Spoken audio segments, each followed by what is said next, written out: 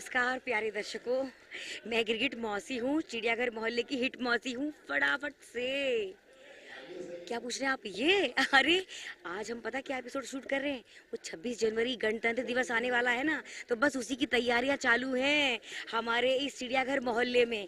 तो प्लीज जरूर देखिएगा और हमारे साथ शामिल होइएगा। फटाफट से अभी आई मैं।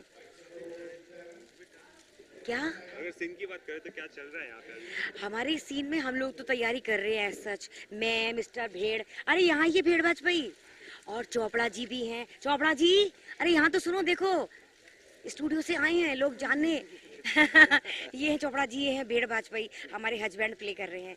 और दीमक चाचा भी हैं, काम में लगे हैं। तो पता है हमारे बीच में यहाँ पे एक बस आती है और उसके साथ आती है एक कार। कार में होते हैं नेताजी। फटाफट से तो नेताजी के साथ होते हैं उनके चमचे। तो नेताजी हम लोगों के लिए ना क्या आयोजन करते हैं? खाने पीने का आयोजन करने के लिए कुछ भंडारे का सामान लेके आते हैं। तो पंडित जी से पूछ पूछ के करते हैं वो हर चीज शुभ मुहूर्त में। लेकिन होता क्या है, सॉरी होता क्या है कि पता नहीं क्या होता है। अभी बता दूं? नहीं, इसके लिए तो आपका एपिसोड देखना पड़ेगा। एक्चुअली ना रात को जाके ना गिरगिट मौसी यानी कि मैं सारा सामान चोरी करने जाती हूँ फटाफट से। Thank you.